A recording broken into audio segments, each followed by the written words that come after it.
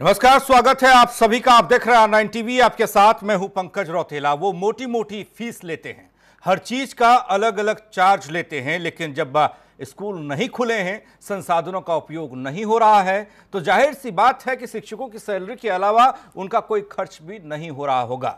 तो क्या भारी भरकम फीस लेने वाले स्कूल अपने शिक्षकों की सहायता नहीं कर सकते? क्या इस मामले पर भी कोर्ट कचहरी जरूरी था? दरअसल यूपी में फीस पर रोक के मामले में कोर्ट ने सरकार को नोटिस जारी किया है और इस पर 18 जून को अगली सुनवाई होगी। आज इसी पर चर्चा और इसी पर बहस होगी। चर्चा को आगे बढ़ाएंगे R9 टीवी के editor in chief Amitabh Agnihotri ji. स्वागत है सर आपका। चर्चा हो, एक पैनल हमारे साथ जुड़े। उससे पहले पूरी एक रिपोर्ट आपको दिखा रहे हैं, मामले को समझिए।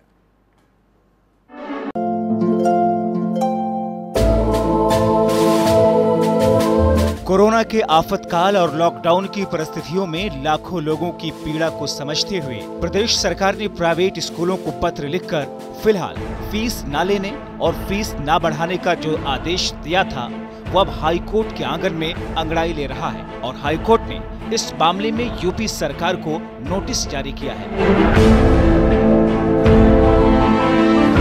दरअसल 27 मार्च और 1 मई के आदेश में सरकार ने प्राइवेट स्कूलों से कहा कि मौजूदा हालात में जब पढ़ाई लिखाई ही नहीं हुई तो ऐसे में फीस न बढ़ाई जाए और फिलहाल 3 महीने अभिभावकों से फीस भी न ली जाए।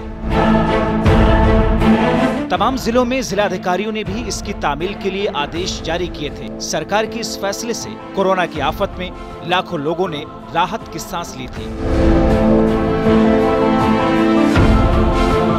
लेकिन सरकार का यह आदेश प्राइवेट स्कूल संचालकों के सीधा दिल पर जाकर लगा, लिहाजा दस्तक हाईकोर्ट के दहलीज पर दे दी। उनके वकीलों ने दलील दी कि सरकार का यह फैसला मनमाना है, क्योंकि आपातकाल के दौरान भी निजी संस्थाओं के वित्त को प्रभावित करने का कोई प्रावधान नहीं है। वैसे भी हमने तो ऑनलाइन पढ़ाई कराई है। ऐसे आदेश अध्यापकों के अधिकार पर आघात हैं। अगर कोरोना बच्चों के परिजनों को प्रभावित करता है तो हमारे शिक्षकों के परिवार भी इससे अछूते नहीं हैं। ऐसे में सरकार फीस पर कोई प्रतिबंध नहीं लगा सकती।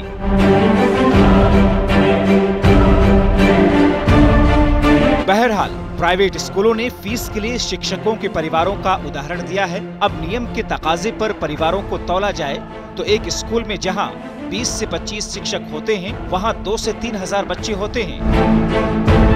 यानी इस मामले में तो बच्चों के परिवार का पल्ला ज्यादा भारी होता है। ऐसे में सवाल ये है कि क्या कोरोना के इस आलम में भी फीस पर बनेगी अभिभावकों के गले की फांस?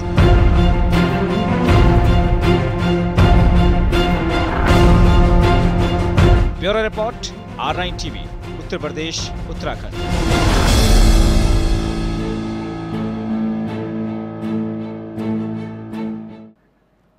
मेहमान हमारे साथ जुड़ चुके हैं, उनका परिचय आपसे करा दें। Atul Srivastava ji, president association of private school हमारे साथ हैं। अमित पुरी जी, नेता बीजेपी हमारे साथ हैं। Doctor R.K. सिंह चौहान, शिक्षाविद हमारे साथ हैं। और यतेंद्र कसाना, अध्यक्ष अभिभावक संघ हमारे साथ हैं। लीना शर्मा जी, सामाजिक कार्यकर्ता हमारे साथ। Amitabh Agnihotri ji, editor in chief R9 TV हमारे साथ है। अमिताभ जी, चर्चा की शुरुआत आपसे। इस पूरे मामले को समझना चाहेंगे। स्कूलों की मनमानी अक्सर देखी है प्राइवेट स्कूलों की, लेकिन यहाँ सरकार के फैसले को भी नहीं मान रहे हैं। देखिए, 2 चीज़ों के बारे में मैं अक्सर कहता हूँ, प्राइवेट हॉस्पिटल और प्राइवेट स्कूल।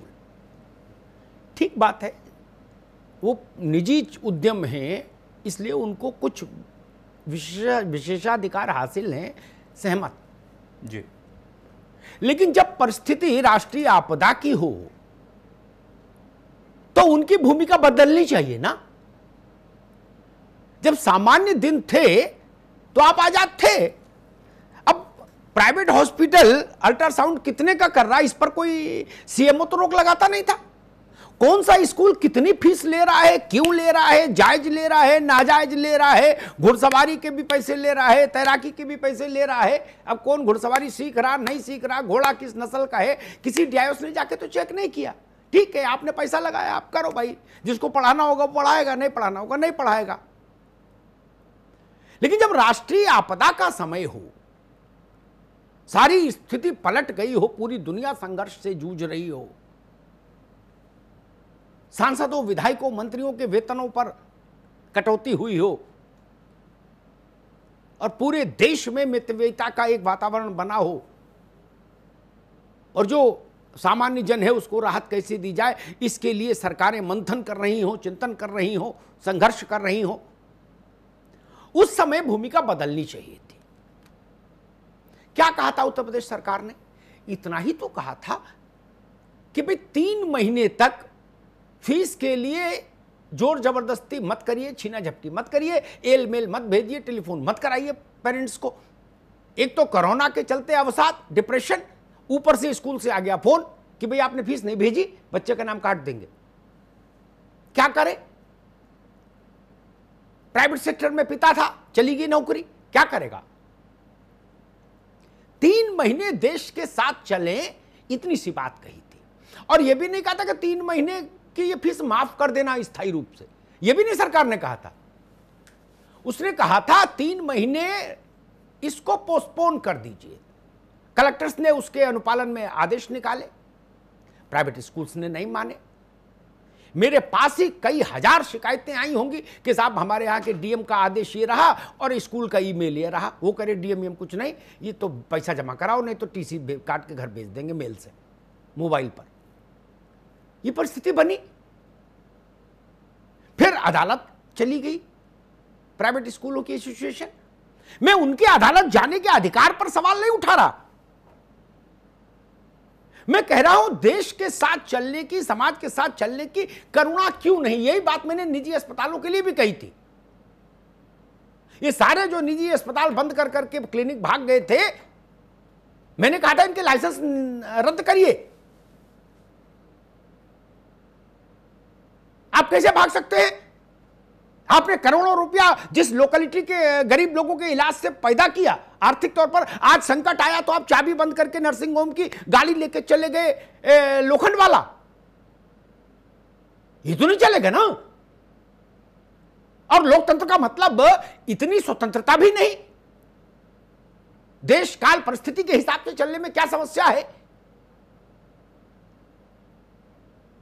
और इस देश में जो प्राइवेट स्कूल्स हैं उनमें मैं सबके लिए नहीं कहता, लेकिन 80% स्कूल हृष्ट-पुष्ट स्कूल हैं। उनके संसाधन किसी बी क्लास सिटी की नगर पालिका के टोटल रिसोर्सेस से ज्यादा हैं। मैं जानता हूं, कहीं तो नाम लेके बता दूं। हमको आय व्यय का हिसाब भी मालूम है, 30 साल से पत्रकारिता कर रहे हैं, कि कितनी फीस आती है और कितना खर्चा बैठता है, नेट प्रॉफिट कहां है। मान लीजिए ये 3 महीने उस जो अनवरत सालों साल से लाभ अर्जित किया, देश के लिए 3 महीने कुर्बान कर दीजिए। कोष खाली तो नहीं हो रहा, रिक्त तो नहीं हो रहा। क्या समस्या थी अदालत के बीच में, अदालत को बीच में लाने की? आप ला सकते हैं, आपका अधिकार है। लेकिन फिर मैं वही कहूंगा, देश के साथ चलने वाली मनस्थिति क्यों नहीं बनी प्राइवेट स्कूलों की? बच्चे हैं तो स्कूल है, नहीं केवल मैनेजर और मालिक और अध्यापकों से तो स्कूल नहीं चलता ना। आज अगर संकट का काल है तो स्कूलों को स्वयं कहना चाहिए था, अपनी तरफ से पहल करनी चाहिए थी। सरकार को राजाज्ञा की जरूरत ही नहीं पड़ती, और कहना चाहिए था कि भाई जब तक ये लॉकडाउन चल रहा है हम फीस को पोस्टपोन करते हैं, और उसके बाद भी आधी लेंगे, कोई कहता चौथाई लेंगे, कोई कहता बिल्कुल छोड़ देंगे। कितना अच्छा संदेश जाता है। नहीं, हाई कोर्ट से फैसला आएगा तो सुप्रीम कोर्ट, फिर सुप्रीम कोर्ट से भी आ जाएगा तो इंटरनेशनल कोर्ट जाएंगे क्या? इसलिए मुझे लगा इस पर एक बहस होनी चाहिए, सब पक्षों की बात सुनी जानी चाहिए। अतुल जी हमारे साथ हैं, अध्यक्ष हैं एसोसिएशन ऑफ प्राइवेट स्कूल्स के उत्तर प्रदेश में। अतुल जी, मेरे जैसा व्यक्ति, ये जिसकी अब कोई संतान की प्राइवेट स्कूल में नहीं पढ़ रही, वो आयु निकल गई बच्चों की, फिर भी ये मानता है कि ये देश का संकट काल है, सब कुछ अप्रत्याशित हो रहा है, तो हम ऐसे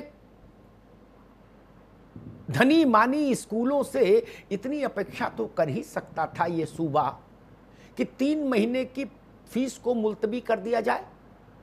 उसमें भी आप लोग अदालत चले गए भाई।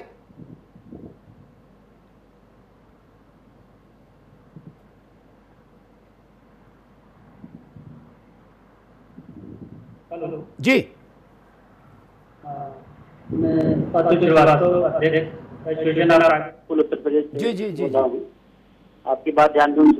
सबसे पहले तो जो प्राइवेट स्कूल का जो समाज में जो योगदान है उसका जरूर ध्यान में रख के कोई बात करें। और जहां तक एजुकेशन देने का इस आपातकाल स्थिति में भी जिस तरह प्राइवेट पूरे हिंदुस्तान में प्राइवेट स्कूल ने कमर कसी है ऑनलाइन क्लासेस देने के लिए, ये बहुत सराहनीय काम है। बहुत चैलेंजिंग वर्क भी था।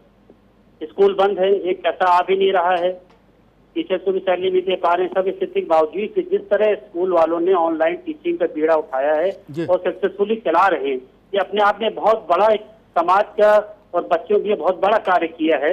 इक्विपमेंट भी ना होने के क्राइसिस लॉकडाउन में नहीं मिल पा रहे थे, वीडियो कॉन्फ्रेंसिंग जूम के थ्रू किस तरह से, ऐप के थ्रू किस तरह से एजुकेशन प्रोवाइड की जा रही थी, ये प्राइवेट स्कूल का बहुत बड़ा योगदान है और लोग शिक्षा उससे पा रहे हैं। जहाँ तक जो स्कूल में छूट देने की बात है, हमारा जो कोर्ट का जो मुद्दा है वो ये था कि हम लोगों को जो उत्तर प्रदेश फी रेगुलेशन एक्ट जो बनाया था उसके तहत हम लोगों को 5% plus CPI consumer price index जोड़ के बढ़ाने का हर साल बढ़ाते हैं। जो फीस हम लोग रेगुलेट की जाती है कितना बढ़ाना है, उसके आधार पे हम लोगों दिसंबर में मीटिंग हुई हम लोग की सबके साथ, और उससे तय हुआ कि हम लोग का 8.33% जो है 5% वो 3.33 आपका जो है CPI था, उसको ऐड करके हम लोगों ने बढ़ाने का निर्णय लिया गया। और उसको हम लोग को 7 दिन पहले ही पोर्टल पर डाल देना होता है। और उसी के अकॉर्डिंग हम लोग को टीचर का अपॉइंटमेंट जो हम लोग का जो बढ़ाई हुई फीस के हिसाब से, वो टीचर की सैलरी का भी हम लोग का चैलेंज था। गवर्नमेंट ने ये आदेश तो दिया कि आप लोग फीस ना बढ़ाएं, ठीक है, लेकिन ये आदेश कहीं नहीं दिया कि आप टीचर स्टाफ को सैलरी ना बढ़ाएं, उनको DA ना दें। तो ये बड़ा स्थिति थी कि अगर हम एक एक्ट को तोड़ते हैं तो दूसरे फंस जाते हैं कि हम लोग टीचर की सैलरी ना बढ़ाएं, उनको वो ना बढ़े। इस तरह से डीजल पेट्रोल जो और महंगाई चीजों बढ़ रहे हैं, हम लोगों पर अभी जो सैनिटाइजर टनल बनानी है, सैनिटाइजर की इक्विपमेंट बनानी, उस सब के लिए आखिर फंड कहाँ से आएगा और हम लोग कहाँ करेंगे। बल्कि हम लोग ये भी कहते थे हमारा जो हमने ऑलरेडी बढ़ा दिया, डिक्लेयर कर दिया है, पेरेंट्स फीस स्ट्रक्चर दे दिया है, हमें वो माननी चाहिए। और हम लोग जो गवर्नमेंट के आदेश से सक्सेस पेरेंट फीस जमा करो, जो नहीं दे सकते उनके लिए स्कूल वाले सहयोग करें। हुआ क्या कि जो सक्षम का परिभाषा उन्होंने सबने ऐसा किया कि सभी असक्षम हो गए। सभी पेरेंट ने कह दिया कि हम फीस जमा करने की स्थिति में नहीं है। मार्च अप्रैल निकल गया, मई निकल रहा है और किसी भी स्कूल में कोई फीस नहीं आई। 2-3%, 4-5% किसी बड़े स्कूलों में आई होगी जिनका लोगों को भय रहता है एडमिशन न कर दिया, बाकी किसी स्कूलों में नहीं आई। अब जिनका फंड उन्होंने अप्रैल का थोड़ा बहुत 50% या फीस को दिया, बाकी मई में बिल्कुल फीस देने की स्थिति में नहीं है। तो मैक्सिमम जो स्कूल है वो बजट प्राइवेट स्कूल छोटी फीस है जो 500 रुपए से लेके 1000, 1500, 1800 रुपए फीस के बीच में चलते हैं। बड़े स्कूल छोड़ दिए वो 1-2%, 5% होंगे जो बहुत ही ब्रांडेड है, जिनको लेके कोई निर्णय या कोई वक्त तो कहा जाता है, क्योंकि मैक्सिमम सब बजट प्राइवेट स्कूल है। ठीक है, ठीक है। तो बाबू आएंगे आपके पास दोबारा, आपकी मुख्य बातें आ गई, दोबारा आएंगे आपके पास। बाकी मेहमानों को भी बहस में ले ले। अतुल जी ने जो बातें कही उन पर मैं 1-2 टिप्पणी करके फिर अभिभावक के पक्ष को सुनूंगा, उसके बाद बाकी मेहमानों के पास चलूंगा। पहली चीज तो भैया ये जो ऑनलाइन वाली शिक्षा है, क्लास 3 और 3rd और 4th तक के माँ बाप ने मुझसे कहा ये जाने माँ बैठे तो बच्चा बैठे, नहीं बच्चा तो उसमें कार्टून लगा लेता है मोबाइल में खट से, ठीक है। इसलिए वो ऑनलाइन का कोई बहुत लाभ हो मुझे नहीं दिख रहा, मैं भी जमीन का ही आदमी हूं। दूसरी बात मैं कहता हूं, अतुल जी ने कहा अधिकांश स्कूल बजट स्कूल है, लेकिन मैं बड़ा विचित्र किस्म का व्यक्ति हूं। आपने बात ऐसी कह दी कि मुझे नाम लेना पड़ेगा। स्कूल वाले भी मेरे मित्र, स्कूल चलाने वाले भी, स्कूल में पढ़ने वाले परिवार, पढ़ाने वाले परिवार भी मेरे अपने, और अध्यापक भी। लेकिन फिर भी अब आपने बहस में ऐसा मुद्दा छेड़ दिया तो मुझे बोलना पड़ेगा। रेयान की सेहत पर क्या सर्दी गर्मी है? 2-4-6 महीने फीस नहीं लिए तो क्या सर्दी गर्मी? DPS के स्कूल के चेन के पास क्या सर्दी गर्मी है? जगदीश गांधी जी के स्कूल के पास क्या सर्दी गर्मी है? और नाम लूं इनका, बताऊं फंड कितना जमा है, हिसाब नहीं रख पा रहे। अक्षय लक्ष्मी पात्र है भाई स्कूल, ये बरगद का पेड़ है, बाबा लगा गए पीढ़ियां खाएं, उसमें फिर और कुछ थोड़ी लगता है। और मुझे हद है, प्राइवेट स्कूल के मालिकों की एसोसिएशन वो कह रही है कि हमको सैनिटाइजर की टनल बनानी। बताइए, हैं हम चैनल चला रहे हैं, हम सैनिटाइजर का व्यवस्था नहीं कर रहे क्या? अरे जो बिस्कुट बनाने की फैक्ट्री चला रहा है वो भी सैनिटाइजर की व्यवस्था किए हुए। भाई ये कोई बहुत लागत का विषय है क्या? ये तो ऐसी बात हो गई कि बताइए हमसे कह दिया बुलेट ट्रेन बनाओ, अब 60 लाख करोड़ रुपया कहां से लाए? ऐसी बात तो नहीं महाराज, ये बात मेरी समझ में नहीं आई, मैं माफी चाहूंगा। यतेंद्र कसाना हमारे साथ हैं, ये नोएडा के गौतम बुद्ध नगर के जो अभिभावक हैं उनके संघ के अध्यक्ष हैं। कसाना जी, आपने अतुल जी को सुना जी। उन्होंने स्कूल के मालिकों की तरफ से तर्क दिए कि भाई अगर टीचर को पैसा देंगे तो फिर हम तो पैसा लेंगे और उसके एवज में सैनिटाइजर भी देंगे। देखिए हाँ। अग्निहोत्री जी, और सैनिटाइजर तो राशन की दुकान वाले के लिए भी कंपलसरी कर दिया गया, पानी, साबुन, सैनिटाइजर। बताइए, मामला कुछ और है। मामला संवेदनशीलता का है। मामला ये नहीं है कि स्कूल में आज क्या चीज़ वो हमें दे रहे हैं, किसके वो पैसे चार्ज कर रहे हैं। ऐसी ऐसी चीज़ें जो इन्होंने कभी दी नहीं, इन्होंने उसके भी पैसे लिए हैं। और 2016 से मैं इस सबसे जुड़ा हूँ, स्कूलों के खिलाफ लड़ाई में। जब से ये हम लोगों ने उत्तर प्रदेश में मांग की थी कि भाई एक बॉडी होनी चाहिए जो इनकी फ़ीस पे चेक रख सके। और एक चीज़ का मैं धन्यवाद भी करूँगा, माननीय उप मुख्यमंत्री दिनेश शर्मा जी ने उसको सुना भी और एक बॉडी भी बन गई, एक्ट भी बन गया। लेकिन अब कमियाँ सुन लीजिए, जब वो एक्ट बना तो उस एक्ट की सुनवाई के लिए आज की परिस्थिति में मैं बता रहा हूँ ना, स्कूल्स को कहाँ फ़ायदा हुआ उसमें। आज की परिस्थिति में आप देख लीजिए, अब ये कह रहे हैं कि साहब मैं आपको नाम लेके बता दूं, गाजियाबाद के एक बड़े स्कूल जिसका नाम आपने लिया, 73 करोड़ रुपया उनके पास रिजर्व फंड है, आरटीआई से मैंने निकलवाया, मालूम है। 45 करोड़ रुपए दूसरे स्कूल के पास है, उनके पास रखने के लिए पैसा नहीं है, इतना ज़्यादा पैसा है, जगह नहीं है उनके पास रखने के लिए, छुपाने के लिए। क्या जरूरी है कि स्कूल के मालिक का बेटा 1.5 करोड़ रुपए की गाड़ी में चले? क्या जरूरी है कि स्कूल के प्रिंसिपल को आप सिर्फ 7 लाख रुपए की टूटी और पुरानी गाड़ी देते हो, लेकिन आपके मालिक के पास 4 BMW और ऑडियां खड़ी हुई हैं? यदि आप इतने स्पष्ट हैं और इतने ईमानदार हैं, मैं इस राष्ट्रीय चैनल के माध्यम से पूरे देश के सामने ये कहना चाहता हूं कि सरकार कैग से ऑडिट कराए इन सभी स्कूल्स का और पता चले कि ये लोग कितने मोटे धंधे कर रहे हैं, कितने पैसे ये लोग इधर से उधर कर रहे हैं। कुछ स्कूल्स हो सकते हैं, मैं मानता हूँ कुछ स्कूल्स हो सकते हैं, 1 2 3 4 वो नहीं, मैं बताता हूँ, वो संघर्ष के दौर से गुजरे, नए हैं, कुछ सालों में लगे हैं, महंगी जमीनें खरीद। नोएडा में तो ऐसे स्कूल मैं आपको बता सकता हूँ, 4-5 बड़े स्कूल ऐसे हैं जिनको फ्री में जमीनें मिली हैं, मालूम है भाई। और फ्री की जमीन के बावजूद उन्होंने गांव के बच्चों को एडमिशन नहीं दिए, यहाँ सिर्फ लीपापोती करके ये सारा मामला खत्म कर देते हैं। ठीक है, एक चीज और है, एक बात मैं और कहना चाहता हूँ, स्कूल जो है जो भी चल रहे हैं सारी संस्थाएं चैरिटेबल संस्थाएं। हाँ।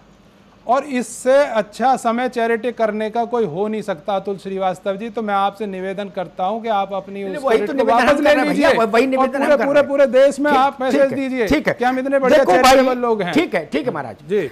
कसाना जी ने तो बताया एक्ट और इस सब चीजों पर बात की। मैं तो बहुत कम पढ़ा लिखा, जिंदगी को देखने समझने वाला एक साक्षी भाव का पत्रकार हूं। मैं उतनी ही बात बोलूंगा यहाँ जितना मैंने खुद देखा।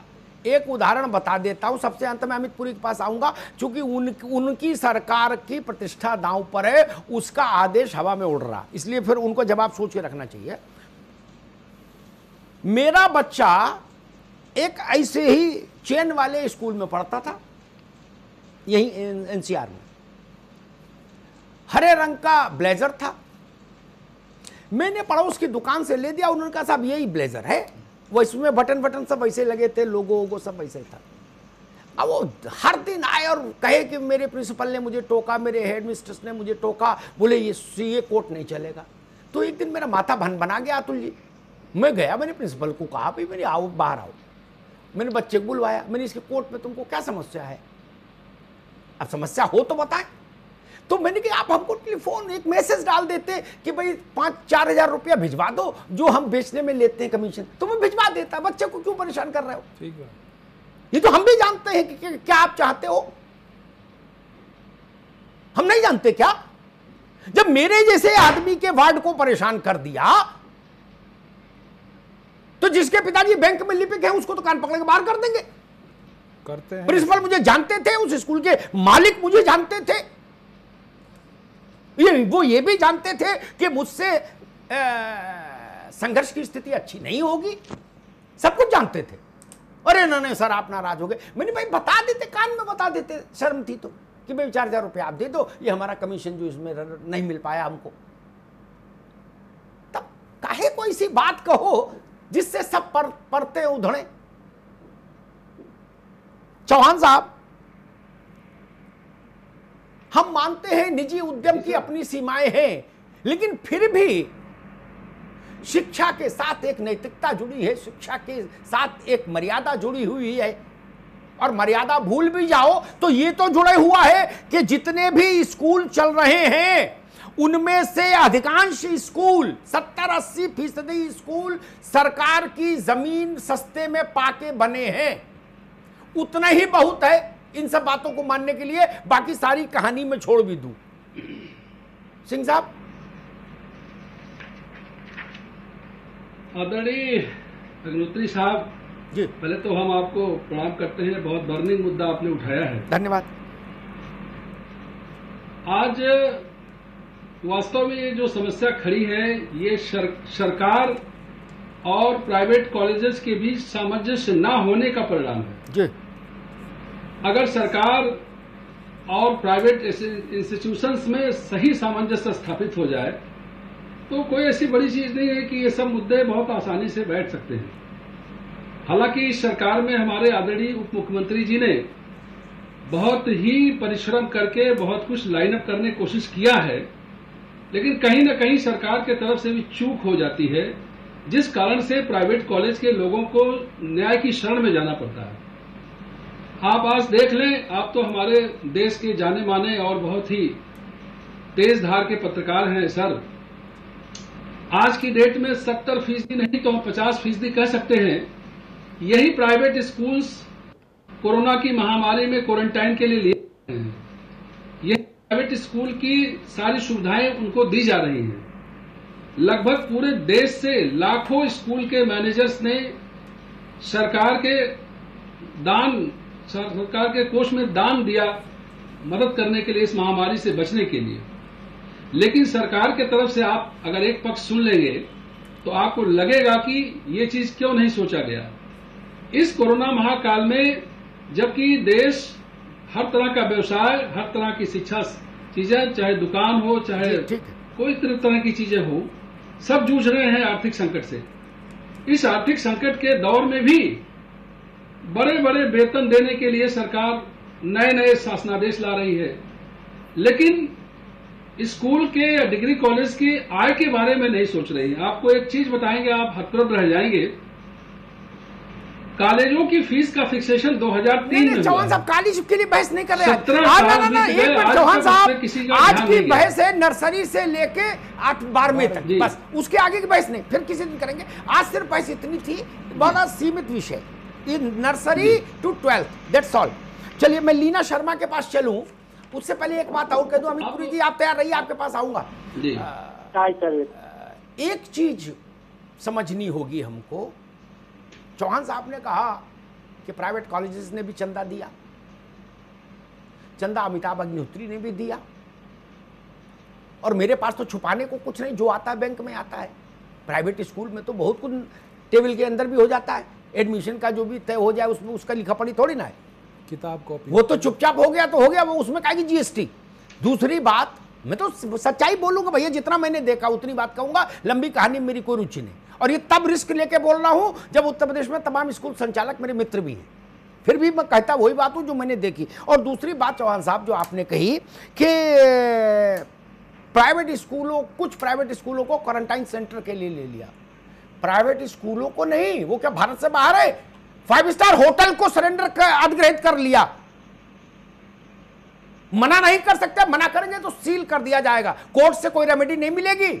ये शासन को अधिकार है कि किसी भी वक्त पब्लिक कॉज के लिए संपत्ति का अधिग्रहण कर ले, सारी सुविधाओं के साथ।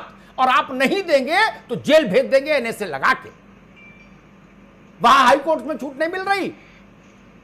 5 5 स्टार होटल गाजियाबाद नोएडा के डिस्ट्रिक्ट मजिस्ट्रेट्स के पास अधिग्रहित पड़े हैं और 5 लखनऊ के। हिंदुस्तान में कारोबार कर रहे हैं और आपात स्थिति में कहेंगे कि हम देंगे नहीं, तो फिर हिंदुस्तान में कारोबार मत करिए ना, फिर ऑनलाइन करिए, हॉलैंड में हेड ऑफिस बनाइए और ऑनलाइन पढ़ाइए, जो उसको पढ़ना होगा पढ़ेगा। अगर जमीन यहां रखेंगे तो जिलाधिकारी का अधिकार हमेशा अक्षुण्ण रहेगा। इस बात को हमको सबको समझना चाहिए। लीना जी, प्राइवेट स्कूलों के अपने तर्क हैं, पेरेंट्स के अपने तर्क हैं। इन दोनों के तर्कों को जब देखें तो बीच में आपका कोई समन्वित विचार बनता है क्या कि क्या होना चाहिए? इस चर्चा और वाद विवाद में मुझे सबसे बड़ी जो दुखद बात ये लगती है वो ये है, क्या स्कूल के मैनेजर, स्कूल के एडमिनिस्ट्रेटर्स और स्कूल को जो चला रहे हैं इंडस्ट्रियलिस्ट की तरह चला रहे हैं, क्या हम इस देश के नागरिक नहीं हैं? आज की विषम परिस्थितियों में जब एक आम आदमी सड़क पे खड़ा होकर खाना बांट रहा है, जानवरों की रक्षा करते हुए उन्हें खाना बांट रहा है, तो जो अतुल जी ने कहा कि आपका बहुत बड़ा योगदान है इस देश के विकास में। शिक्षा सिर्फ विकास नहीं है, शिक्षा क्रांति है, शिक्षा हमारे देश का भविष्य है। ऐसी परिस्थिति में अगर एक गवर्नमेंट एक ऑर्डर लेकर आती है कि 3 महीने के लिए आप फीस को सिर्फ पोस्टपोन कर दें, और जो प्रावधान बनाए गए हैं जैसे कि UP self financed independent schools fee regulation act 2018 pass किया था थैंकफुली, उसमें फ़ीस का कुछ रेगुलेशन के लिए कुछ प्रावधान बनाए गए थे। उस प्रावधान में सेक्शन 3 और सेक्शन 6 में फ़ीस का जो भाग किया गया था उसमें एक ऑपरेशनल एक्सपेंसेस का था और एक डेवलपमेंट फ़ीस का था। मैं ये पूछना चाहती हूँ, जो ये डेवलपमेंट फ़ंड 15% पर एनम जो आप इकट्ठा कर रहे हैं फर्दर विस्तार के लिए अपने स्कूल्स का, 1 से 3 स्कूल, 4 स्कूल, 5 स्कूल बनाने के लिए और इंफ्रास्ट्रक्चर बढ़ाने के लिए, क्या इस वक्त वो डेवलपमेंट फ़ीस वेट नहीं कर सकती? दूसरी बात, इस सब विषम परिस्थितियों में और गंभीर समस्या के चलते विक्टिम कौन है? विद्यार्थी। विद्यार्थी जब घर में ये चर्चा सुनता है कि स्कूल की फ़ीस कैसे पे करेंगे, माँ बाप जिनके पास नौकरी नहीं है, काम बंद हो चुके हैं, दुकानदार के बच्चे आज पब्लिक स्कूल्स में भी जाते हैं, तो ऐसी विषम परिस्थिति में 3 महीने की फ़ीस क्या मायने रखती है आप लोगों के लिए? ये चर्चा का विषय होना चाहिए। ठीक बात। और ये चर्चा का विषय होना चाहिए कि आप विद्यार्थियों की मदद कैसे करेंगे। डेवलपमेंट फीस की बात कही, ये मुद्दा बहुत विवाद में आता है अमितपुरी जी, लेकिन मैं इसमें एक बहुत जमीनी बात और जोड़ दूं, उसके बाद फिर आपके पास जाता हूं, फिर ब्रेक लूंगा। भाई, क्या ये सच्चाई नहीं है कि प्राइवेट स्कूलों में इस बात को लेकर सवाल हमेशा उठते रहे कि कागज पर तनख्वाह कुछ है और हाथ में तनख्वाह कुछ है? क्या सच्चाई नहीं है? हमारे आपके घर के बहू बेटियां बच्चे भी पढ़ाते हैं प्राइवेट स्कूलों में, नाते रिश्तेदारी में। 6 महीने की बात क्या सच नहीं है? क्या उतनी पारदर्शिता हमने रखी? नहीं रखी। इसलिए मैं कहता हूं, किसी भी कोण से देख लीजिए, देश के साथ खड़ा होना चाहिए था। अमितपुरी जी, राज्य सरकार ने आदेश बनाया, पहले अनुनय की, विनय की, जब उससे बात नहीं बनी तो आराधना शुक्ला जी ने एक 4 पन्ने का आदेश जारी किया, कलेक्टर्स ने उसको फॉलो अप ऑर्डर्स निकाल दिए। स्कूलों ने कहा ना बाबा ना, ये नहीं करेंगे। अब इसके आगे क्या करेंगे आप? आइए जरा इस जेरे बहस मुद्दे के सारे आयाम को देख ले जी। एक पक्ष संवैधानिक है और दूसरा उसी के साथ खर्चे का जो पक्ष है, जिसमें कुछ अभिभावकों का कहना है, कुछ विद्यालयों का कहना है और कुछ समाज का भी कहना होगा, जैसे हमारे आपके जैसे लोगों का। वो टेक्निकलिटीज से जुड़ा पक्ष है, लेकिन इसके अतिरिक्त 2 और पक्ष भी हैं। एक पक्ष मानवीय है और एक पक्ष इसका राजनीतिक भी है। मैं राजनीतिक पक्ष को सबसे आखिरी में डिस्कस करूंगा जी। वो भी है, उससे इनकार नहीं किया जा सकता, वो भी है, और मैं तथ्य गिनाऊंगा, जो उसकी काट आवे तो स्वागत होगा, लेकिन मैं गिनाऊंगा वो तथ्य भी। जी। देखिए, हमने सुना था कि चैरिटी बिगिंस एट होम, और हमने ये भी सुना था कि विद्यालय संस्कारों को देने का मां के बाद दूसरा आंगन होते हैं। मां के आंचल में तो मिलता ही है, लेकिन विद्यालय के आंगन में भी संस्कार मिलता है। आपने सही कहा कि आपको सब्सिडाइज रेट में जमीन मिली, यह तो एक आयाम है। ये जो डेवलपमेंट के नाम पर आपने over the years permanent assets create किए जी, जो पास आउट स्टूडेंट चले गए, वो पास आउट स्टूडेंट्स भी अपने कॉलेज को, आज का जो नया कंसेप्ट है वो अभी कॉलेज को जब कहीं पहुंच जाते हैं किसी स्थानों पे, तो वो भी कॉलेज के साथ अपनी शेयरिंग करते हैं, और शेयरिंग करके चाहे ओएनजीसी के लेवल तक के इंस्टीट्यूट हो, वह सब भी फाइनेंस करते हैं किसी ना किसी प्रकार से उस कॉलेज को जिसके वो कभी एलमनी रहे थे, करते हैं, जिसके कभी वो एलमनी रहे थे। अब ये परमानेंट एसेट तो आपके पास हो गया ना, इसके डिविडेंड्स, इसके ब्याज, इसकी जो कुछ वैल्यू है, अगर डेप्रिसिएशन वैल्यू आपके पास है तो ये परमानेंट एसेट्स भी आप ही के खाते में दर्ज है। ठीक है, अब आइए इसके एक और आयाम को देखते हैं जरा सा। इस कोरोना के पक्ष के अंदर आपसे सरकार ने क्या अपेक्षा की कि फीस एक साथ ना लो, टुकड़े टुकड़ों में ले लेना, नंबर एक। और दूसरा, इस ईयर के लिए आप सारी चीजों के फीस की वृद्धि को फिलहाल डिफर कर दीजिए। अब कहा जा रहा है कि हमने तो तमाम सारी प्लानिंग कर ली और तमाम सारी चीजें हो गई। भैया मैं एक चीज पूछता हूं, हमारे आपके घर में शादी तय हो जाए और भगवान न करे एन मौके पे मैयत हो जाए, तो जिस घर में पड़ी हो लाश उसमें शहनाई बुरी लगती है। ठीक बात है। तो आप कहेंगे नहीं भैया रसमलाई छनवा ली थी, झालपुनिया खड़ी थी, अब तो चाहे लाश रखी हो चाहे कुछ, हम तो शहनाई बजाएंगे जरूर। यह कौन सी मानवता है, जरा इस पे विचार कर ले। यह कौन सी मानवता है, जरा इस पे विचार कर ले श्रीमान जी।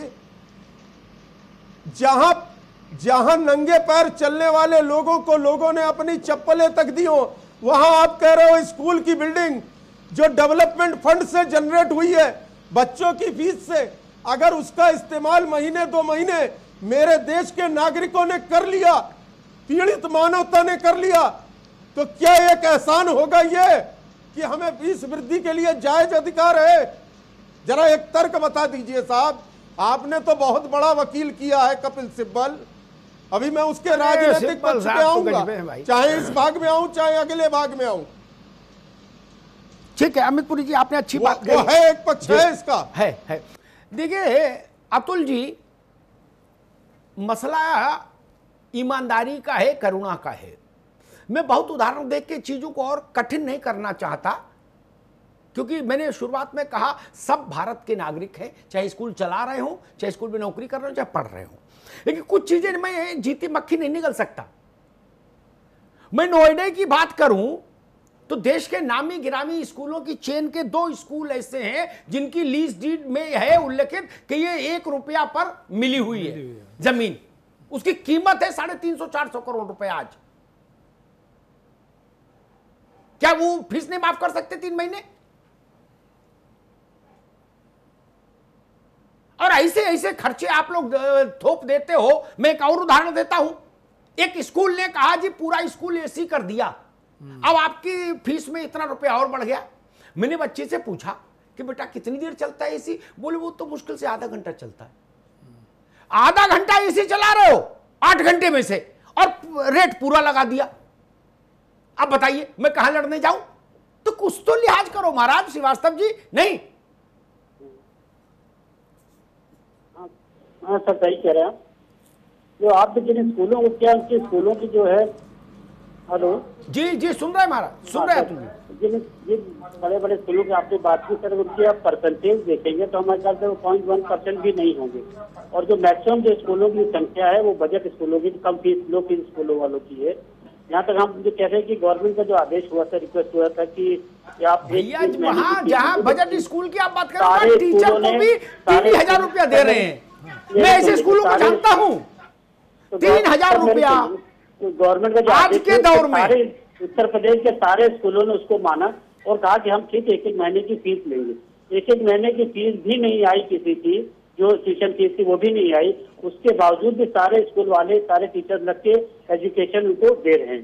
जहाँ तक फीस में सहयोग की बात है, कम करना, डिस्काउंट जो है पेरेंट नहीं दे पाएंगे, तो आप एश्योर करते हैं हिंदुस्तान के सारे स्कूल वाले इस समय इतने ज्यादा परेशान है इस स्थिति में, तो स्थिति को समझ रहे हैं कोरोना की स्थिति में, और अभिभावक के साथ पूरी तरह सहयोग करने को तैयार है। वो लोग जितना भी हो सकेगा कर रहे हैं, डिस्काउंट भी देंगे, छूट भी देंगे, हो सकता है कि कुछ पहलुओं की फीस भी माफ करें, हर तरह से कंप्रोमाइज करने को तैयार है। बजट कुछ बड़े कुछ एक्सेप्शन को छोड़ दीजिए, लेकिन मैक्सिमम जो आपको 95% स्कूल मिलेंगे वो हर तरह से पेरेंट्स के साथ। ठीक है अतुल भाई, मैं आपकी बात मान लेता हूँ, मैं आपकी बात मान लेता हूं, ठीक है, आपका तर्क ठीक है, मैं आपकी बात को स्वीकार कर लेता हूं बिना बहस के। मैं बजट स्कूल्स पर एक टिप्पणी करके बाकी मेहमानों की तरफ चलूंगा। अगर वो बजट स्कूल है, फीस कम ले रहे, तो उनके ओवरहेड एक्सपेंसेस भी बहुत मिनिमम हैं। वहां पढ़ाने वाले भी हमारे बाल परिचित लोग हैं, बच्चे, उनके कागज पर क्या लिख के आता छोड़ दीजिए। मैंने उनसे पूछा कि बेटा जेब में कितना आता है, वहां खर्चा नहीं है, और टोटी से पानी पी रहा बच्चा। वहां कहां आपने मैगडी खुलवा दिया स्कूल के अंदर, इसलिए वहां भी संतुलन है, एमईटी में भी संतुलन है और वहां भी संतुलन है। उसके बाद भी पड़ला स्कूल के ओनर्स का भारी है आर्थिक दृष्टि से। आरके सिंह साहब, वही सवाल मेरा, सारी कहानी एक तरफ रख भी दे तो भी अगर घर संकट में हो तो सब लोगों को सहयोग करना चाहिए कि नहीं?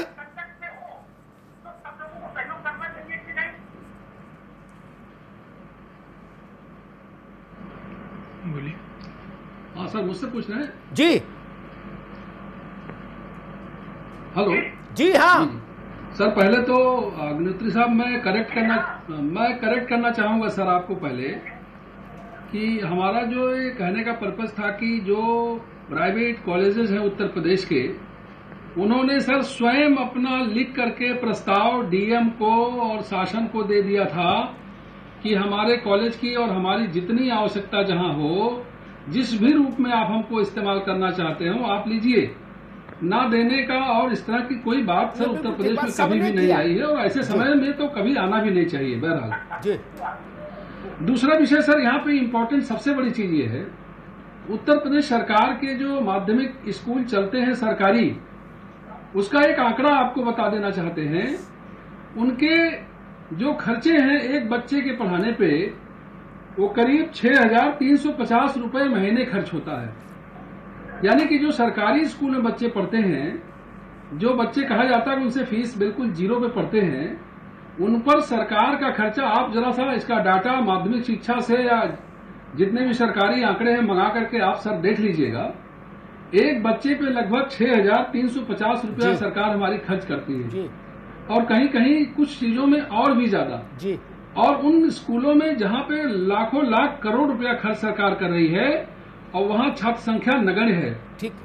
ठीक ऐसे में अगर प्राइवेट स्कूल्स अपने देश के बच्चों को अंतर्राष्ट्रीय स्तर पे लाने के लिए एक अच्छे माहौल में इसी समय लाओगे क्या? कोरोना के समय महाराज, प्राइमरी शिक्षा, कोरोना निपट जाए फिर अंतर्राष्ट्रीय नहीं, हम करें अखिल ब्रह्मांड के स्तर पर ले जाओ, हम भी जोर लगाएंगे मिलके, लेकिन अभी नहीं अब आप माफ करिए भाई, अभी अंतर्राष्ट्रीय स्तर की जरूरत नहीं हमको, अभी तो सर्वाइवल का सवाल है, अंतर्राष्ट्रीय स्तर देखेंगे 2021 में, अभी जीना है। और एक बात आरके सिंह जी ने कही, ये बात कई बार मैंने जब भी स्कूल की शिक्षा बहस की, तर्क कोई लेके आया, एक मिनट भाई चौहान साहब, आ गए आपकी बात, उस पर एक बात कह दूं तब कसाना जी के पास जाऊंगा। उत्तर प्रदेश सरकार या किसी राज्य सरकार का खर्चा मालूम क्यों आता है? वहां के सीनियर टीचर को 1 लाख रुपया वो टीडीएस काट के सैलरी अकाउंट में देनी पड़ रही है।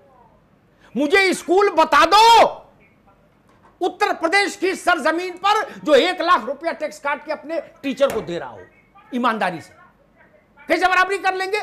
वहां जो टीचर पहली बार भर्ती हो रहा है उत्तर प्रदेश में प्राइमरी स्कूल में, आप तो माध्यमिक बोल रहे, प्राइमरी स्कूल में उसके खाते में 40,000 रुपया ट्रेजरी ट्रांसफर कर रहा है पहले महीने में, पता है आपको?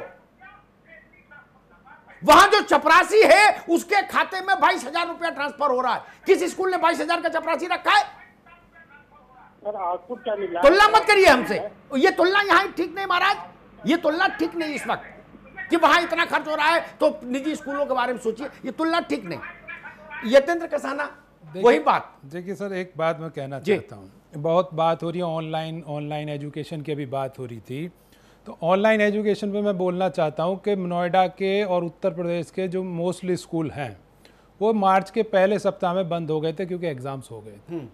और उसके लगभग 1 महीने से भी ज़्यादा, लगभग 1.5 महीने बाद 20 अप्रैल के बाद सारे स्कूलों ने, तब फीस का समय आया तो उन्होंने लगा कि भाई अब अभिभावकों से फ़ीस कैसे मांगी जाए, तो उन्होंने कहा कि भाई ये ऑनलाइन का क्लासेस का एक ड्रामा शुरू कर दीजिए, तो फीस मांगने के लिए हम लोग कम से कम कह सकते हैं।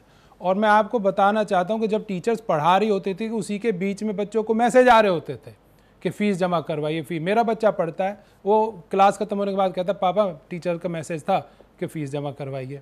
तो आप बताइए कि 1.5 महीना तो आपने बिल्कुल कुछ किया ही नहीं, और 1.5 महीना हम और आपसे कह रहे हैं कि मानवता के नाते 3 महीने की फ़ीस माफ़ कर दीजिए, तो कौन सा आपका ऐसा बिगाड़ हो जाएगा। दूसरा, मैं एक और उदाहरण आपको देना चाहता हूँ कि नोएडा के एक स्कूल में एक बच्चे को फ़ीस ना देने पर उसका नाम काट दिया गया ऑनलाइन क्लासेस में, उसको परमिट नहीं किया गया। हमने DIO साहब से बात की, फ़ोन पे मैंने खुद ने बात की, तो DIO साहब का जवाब था कि भाई बच्चे को मैं तो नहीं करा सकता, आप भेज दीजिए, मैं किसी सरकारी स्कूल में पढ़ा दूंगा। जो बच्चा पब्लिक स्कूल में पढ़ रहा हो उसको आप सरकारी स्कूल में पढ़ा देंगे, स्कूल से ये नहीं कह पाएंगे कि भाई इसकी फ़ीस आप बाद में ले लेना, इसके पिता की नौकरी चली गई है, उसके पिता ने मुझसे अनुरोध किया, नहीं कह सकते। मैं अब आपको और दूसरी बात बताता हूँ। उत्तर प्रदेश हाई कोर्ट का एक ऑर्डर आया था, कहा गया था कि सारे सरकारी कर्मचारी अपने बच्चों को सरकारी स्कूल में पढ़ाएंगे। तो मैं कहना चाहता हूं कि DIO साहब अपने बच्चों को पहले उस स्कूल में पढ़ाएं, फिर मैं उन बच्चों को जो नोएडा में इस तरह के बच्चे, मैं फिर उन सबका एडमिशन उसमें करवाऊंगा और मैं उनके साथ खड़ा हूं उस मामले में। आप देखिए, संवेदनशीलता खत्म हो चुकी है, स्कूल सिर्फ पैसे बनाने की मशीन बन चुके हैं और सारे बड़े इंडस्ट्रियल हाउसेस सारे काम छोड़कर आजकल सिर्फ स्कूल खोल रहे हैं। जी ठीक है, उसी का कारण है। ठीक है, 2 काम बहुत तेजी से फ्लरिश हो रहे हैं, अस्पताल और स्कूल। जी, और हम भी समझ रहे हैं, तुम भी समझ रहे हो क्यों अस्पताल खुल रहा है और क्यों स्कूल खुल रहा है। उससे अच्छा कोई काम नहीं। अस्पताल में तो तब भी थोड़ा बहुत झमेला है, स्कूल में कोई झमेले ही नहीं। झमेला फ्री कारोबार, अक्षय पात्र, अग्निहोत्री जी, मैं बस एक बात आपके माध्यम से कहना चाहता हूं कि हम लोग आपके माध्यम से कहना चाहते हैं, स्कूल्स के एसोसिएशन के लोग यहाँ हैं, कि हम लोग 3 महीने की संपूर्ण फीस माफ़ी चाहते हैं, वरना हम फिर सड़कों पे उतरेंगे। जैसे हम पहले एक्ट को लेके आए और आप लोग कहते फिरे कि हमारी नहीं सुनवाई हुई, फिर क्योंकि हम लोगों से आप हो, आप लोगों से हम नहीं हैं। यदि स्टूडेंट आपके पास होंगे तभी ये स्कूल चलेंगे, वरना स्कूल चलने वाले नहीं। ठीक बात। लीना शर्मा, क्या किया जाना चाहिए जब पूरे देश में जीवन और मृत्यु का संकट खड़ा हो, पूरी दुनिया में जीवन और मृत्यु का संकट खड़ा हो, बड़े अमेरिका जैसे बड़े देश घुटनों पर खड़े हो, बैठे हो, उस वक्त हम ये बहस कर रहे हैं कि हुजूर मिलाद 3 महीने की फीस तो मुलतवी कर दो। मुझे लगता है कि जो स्कूल के ओनर्स हैं, जो स्कूल को इंडस्ट्रीज की तरह चलाते हैं, जैसे आपने भी मेंशन किया अभी कि स्कूल ड्रेस तक पर पैसा कमाया जाता है। जब मैं अपने बच्चे के स्कूल जाती हूँ तो मुझे एक पैकेट हैंड ओवर किया जाता है इन द नेम ऑफ कि पूरे साल का किताब, कॉपी, पेंसिल, कलर्स, इसका ये पैकेज डील है जो कि हम बाहर से खरीद सकते थे। तो मेरा ये कहना है कि एक देश के नागरिक होने के नाते जो कंट्रीब्यूशन की बात अतुल जी ने बोली थी, इस वक्त उसकी ज़रूरत है। आप बाहर आएँ, कंट्रीब्यूशन करें, इस विषम परिस्थितियों में विद्यार्थियों का साथ दें। जो पैसा आपके पास पड़ा है उसको उन विद्यार्थियों के फ्यूचर के लिए और प्रेजेंट के लिए, उनके भविष्य के लिए कृपा करके योगदान करें। और जहाँ तक लो बजट स्कूल्स की बात अभी हो रही थी, मेरे पड़ोस में 1000 गज का एक स्कूल था, जिस स्कूल ने 10 साल स्कूल चला के नोएडा हाईवे पे कोई इंटरनेशनल स्कूल खोला है।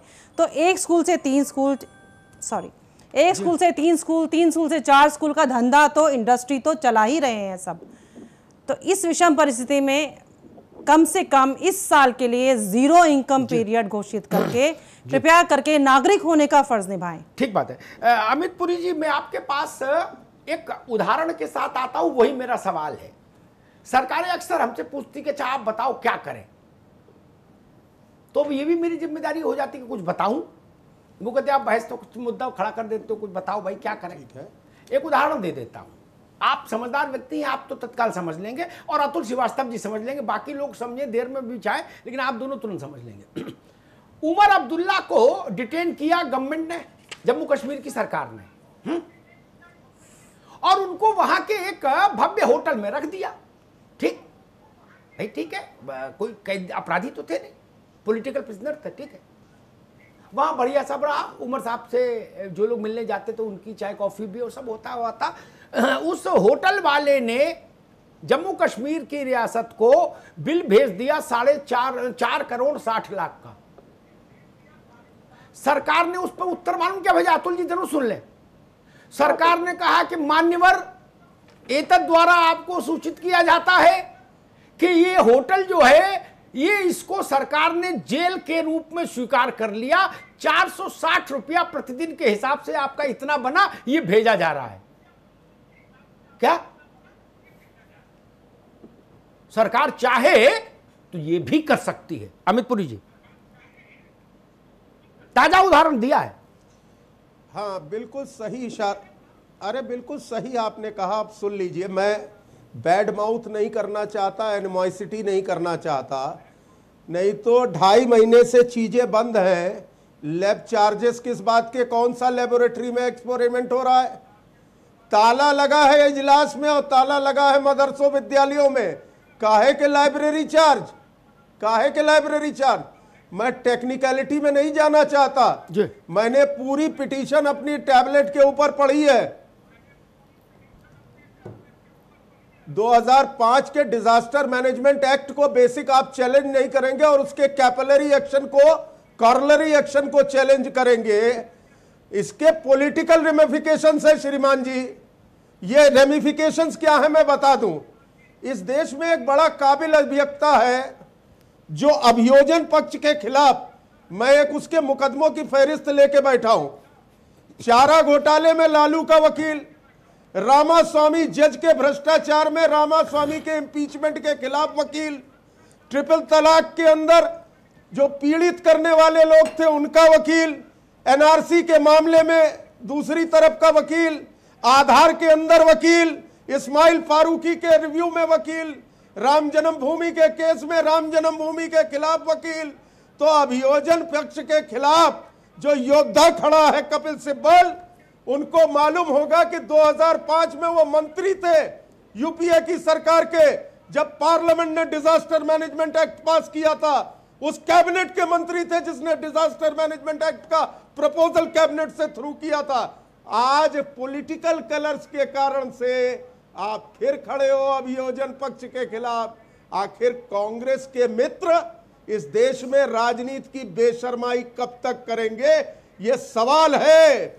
यह अभिभावक और विद्यालय को उलझाकर लोग अपने राजनीतिक खेल की सिद्धि कर रहे हैं। आज मैं जो कह रहा हूं वो बिना तथ्य के नहीं कह रहा, और अगर इसकी लीगैलिटी पे बहस करना हो तो एक दिन बुला लीजिएगा, इसकी लीगैलिटी पर भी बहस कर लूंगा। लेकिन मैं एक चीज कहना चाहता जो उत्तर प्रदेश सरकार के आदेश को चुनौती है ना, बिना एडवोकेट जनरल को नोटिस किए आप रिट को थ्रू करा देना चाहते थे कोर्ट के अंदर। पुरी साहब इसको इसीलिए कोर्ट ने कहा issue the notice to the advocate general. उसका पॉलिटिकलाइजेशन पुरी साहब ने पूरी तरह कर दिया है। हम लोग तो मांग कर रहे हैं सरकार से, और सरकार आप हैं। पॉलिटिकलाइजेशन नहीं है, क्यों नहीं आप कहते हैं? क्यों नहीं आप मुख्यमंत्री से कहते हैं कि वो आदेश पारित संवाद की टिप्पणी का वक्त हो चला। पुरी साहब माफी के साथ आपको रोक रहा हूं, किसान जी आपको भी रुकना होगा। अमिताभ जी मत करिए चीजों का, हम लोग फिर वैसे ही रह जाएंगे मांगते हुए। किसान साहब आगे बात। मैं फिर कड़वाहट से बहस को निकाल कर लाता हूं और अतुल जी को सारे स्कूलों का प्रतिनिधि चेहरा मानकर कहूंगा, इस सब नुक्तेबाजी में मत उलझिए। अरे जिनके पास 20-20, 40-40, 50-50 करोड़ की एफडी पड़ी हुई है, मान लीजिए 2-4 करोड़ उससे निकाल के खर्च कर दोगे तो तूफान आ जाएगा। यही रहना है, यही कमाना है। मैं इसे 100 उदाहरण और गिना दूंगा जिनमें फोर्जरी है। आप अभिभावक के गले में रस्सी डाल देते हो, प्रिंसिपल से कहते हो रस्सी डालो इसके गले में। अगर इसने कॉपी, किताब छोड़ो, कॉपी भी बाहर से ले ली, अब बताइए कॉपी में फर्क है क्या? सीधी लाइनें खींची हैं सारी कॉपी में। हम लोग पढ़ के नहीं आए क्या? अनपढ़ हैं। लेकिन आपका प्रिंसिपल जान खा जाता है। बड़े बड़े स्कूल में यही ड्रामा है। क्या करें? स्ट्रिंग करके चला दे तो भी नहीं सुधरते। तब भी माफी मांग के भाग जाते हैं। क्या करें, क्या कितना लड़ाएं? क्या सच नहीं है? सच है ना। तो जब हम आपके तमाम उस सब पर आंख नीचे रहते हैं तो बुरे वक्त में तो जरा आप भी थोड़ा देश के साथ खड़े हो लो महाराज। और वरना मैंने कहा ना, सारा कानून एक तरफ, दिनेश जी की कमेटी और ये अध्यादेश और वो आदेश सब छोड़ो। सरकार के पास इच्छा शक्ति हो तो मैंने उमर अब्दुल्ला का उदाहरण दिया। 5 तारा होटल ने भेजा अपना बिल कि बिरयानी 6000 की और अंजीर का जूस 3000 का। उन्होंने कहा टोटल प्रतिदिन का बनता है 460। क्या? और एक्ट का नाम लिख दिया इस एक्ट के तहत। क्या बहस करेंगे? होटल सील कर देंगे, बाहर लाख लगा के ताला लगा देंगे, कहेंगे चलो जी बाहर, क्या कर लीजिएगा। 60 दिन लॉकडाउन रहा ना देश, रहा ना, सरकार के आदेश से ही रहा ना। कौन सा सिनेमा घर क्रांति कर दिया जाके, कौन सा होटल क्रांति कर दिया कि नहीं हम तो खोलेंगे। वैसी स्थिति नहीं आनी चाहिए। राजदंड से ये फीस मुलतवी हो, माफ हो, ये अच्छा नहीं होगा। मैं निवेदन करूंगा स्कूल के ओनर्स से, आपके पास संसाधन है, 3 महीने की फीस जो स्कूल ब्रांडेड स्कूल हैं, जिनको मैं ब्रांडेड स्कूल बोलता हूं, 5 स्टार कल्चर के स्कूल हैं, उनको तो छोड़ देना चाहिए। उनकी नैतिकता का इम्तिहान इसी में हो जाएगा।